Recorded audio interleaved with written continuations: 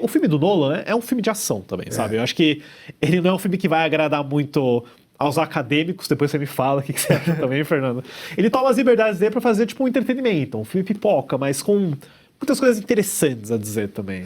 Eu acho incrível quando toma essa liberdade poética e deixa a narração mais voltada para ação, para entretenimento, porque tem alguns filmes que levam ao pé da letra, forçam a barra e acabam ficando chatos.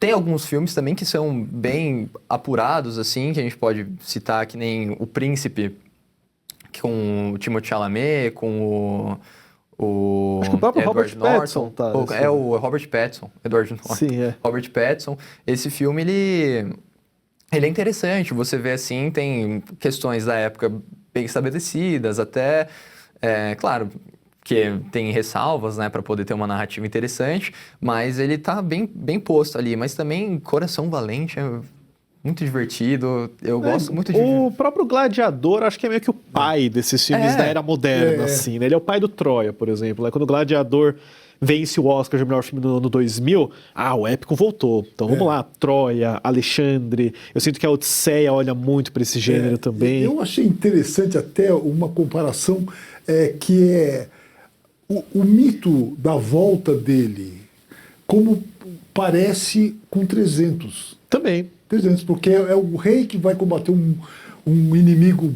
ultra poderoso, deixa a mulher em casa, a rainha, né? O palácio invadido.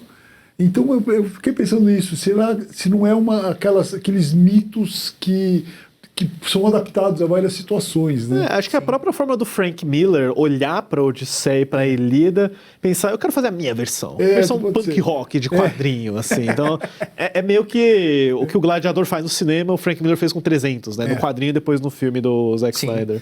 E o Frank Miller, ele escreve uma história excelente.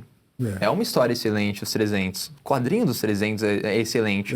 Se você pegar a fim mesmo, o estreito que eles passam, teve uma guerra, mas não foi 300 contra, como é mesmo no filme, são 3.000? Algo assim, são milhares de soldados. Assim, foi um número considerável contra eles, foi uma batalha difícil, árdua, eles perderam feio, mas ali eles passaram tranquilo, sabe? As guerras das Termópilas, né? Assim, eles... Não é que eles se entregaram, mas também foi uma consciência política que aquilo ali não tinha jeito. Esparta não era imbecil, Esparta não era burra, né? Esparta, a economia deles era baseada em campanhas de guerra, né? Esparta tem uma coisa cultural diferente aí que é interessante, que enquanto os homens estavam em guerra, as mulheres elas estavam trabalhando e aprendendo a lidar com questões femininas impostas na época, né? Claro que uma cultura totalmente diferente do que a gente tem hoje, mas se a gente for olhar, elas treinavam coito com escravos, elas treinavam o parto, elas treinavam a gravidez.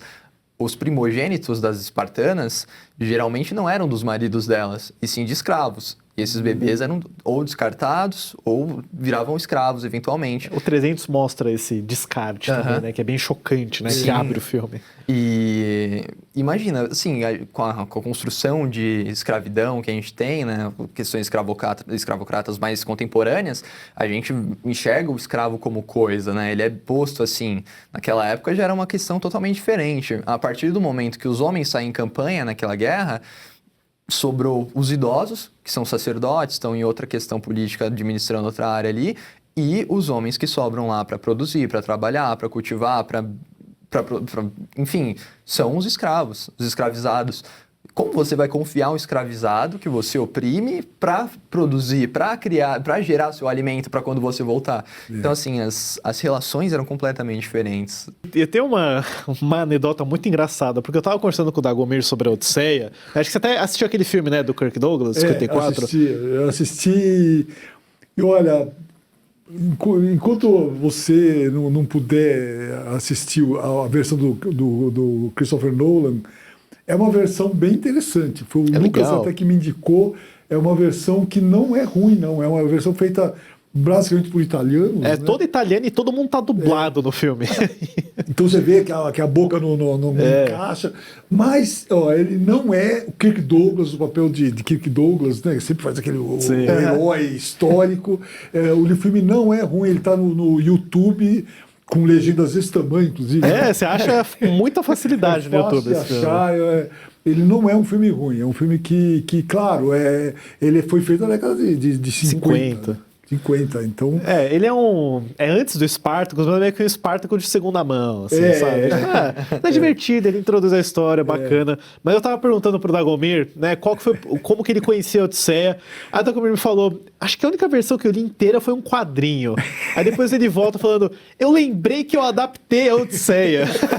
Você adaptou a Odisseia em quadrinhos. A gente tem uma foto da capa aí, mas eu achei simplesmente sensacional que você esqueceu que você adaptou a Odisseia. Eu achei sem querer, cara, eu tinha lido uma versão em quadrinhos que é do Pichard, que é uma versão que eu adoro, acho maravilhosa, né? Uma versão que é meio deuses astronautas, né? Os deuses do Olimpo são, na verdade, extraterrestres, né? Então eu gostei. Aí teve essa oportunidade numa revista chamada Viagem em Turismo, da editora Abril, e em vez de falar assim, Grécia, era uma edição sobre a Grécia. Grécia e tal. Tem várias histórias. A gente decidiu, vamos fazer 2 histórias em quadrinhos para sintetizar. Né? Eu tive a chance de trabalhar com o Bruno D'Angelo, que é um grande desenhista, um grande ilustrador, e foi uma versão, claro, baseada num resumo da Odisseia, né? Então é bem concentrada. Eu fiz uma outra que era sobre Prometeu. E essa história do Prometeu, eu fiz uma jogada assim que tinha aquele um diálogo assim, mas Prometeu, você jurou que não ia levar o fogo aos humanos e tal. Era só para encaixar o título que era Prometeu tem que cumprir. E essas imagens prometeicas, né, que aparecem atualmente, eu acho a parte mais legal da mitologia grega. Acho que essa história é a parte mais legal. Teve que pagar pelo seu pecado, né? E é muito atual isso. Sim. Eu acho isso permanente. Sim. E você vê essa questão imagética em muitos lugares. O último que eu vi, que eu achei interessante como usaram, foi no Farol, do Robert Eggers, a figura do Robert Pattinson. Mais uma vez citado aqui. Mais uma vez citado, poxa. O Rei, a Odisseia, o Farol, Crepúsculo. Eu vejo hoje a inteligência artificial, eu me lembro do Prometeu. Eles falam sobre isso, né? Sobre o fogo que você rouba. É a questão que você é uma coisa tão avançada que vai mudar tudo, então é melhor não evitar, né? O próprio Christopher Nolan falou muito do Prometeu no Oppenheimer, né? Ele abre com uma frase do Oppenheimer que ele compara, né, a bomba nuclear com o fogo que você rouba, né? Exatamente. Então a gente vê as influências aqui e ali. Eu até, né, não tem muito a ver, mas eu tava lendo aquele livro do 2001, da Odisseia no Espaço, né? A Odisseia no Espaço. Eu achei tão legal que eu nunca tinha percebido o fato de que o astronauta principal se chama Dave Bowman, porque é o homem do arco, porque é o arco do Ulisses. Sim. Aí eu falei, caramba, tá em toda parte isso, então. E a palavra Odisseia ficou tão assim, popularizada que a gente esquece que é o Odisseu. O Odisseu dele, exatamente. Do Ulisses, né? Acho que é Odisseu uma maneira grega de falar do Ulisses. Sim, sim. Bom, mas só pra encerrar, né, pessoal, eu sei que o Dagô vai assistir Odisseia, eu sei que o Fernando vai assistir Odisseia também, claro. Mas eu só vou deixar aqui a minha opinião, que eu gostei bastante do filme, acho que vale a pena ser visto, acho que apesar de algumas polêmicas que a gente escuta por aí, de um pessoal não querendo assistir, assista de qualquer forma, porque é um grande épico, uma tremenda realização cinematográfica, acho que de um tipo que a gente não vê mais, né? Acho que ele foi atrás dos épicos do David Lean, até do Ray Harryhausen, né, do stop motion.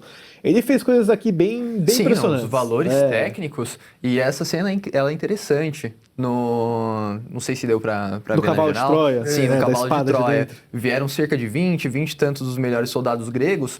E por fora, uma moça, ela ficou fazendo a voz dos maridos desses heróis pra tentar ver se tinha alguém lá dentro, né? Pra tentar descobrir. É uma parte que ninguém lembra de mencionar, né? Não tá na Ilíada, afinal de contas não adapta essa parte, né?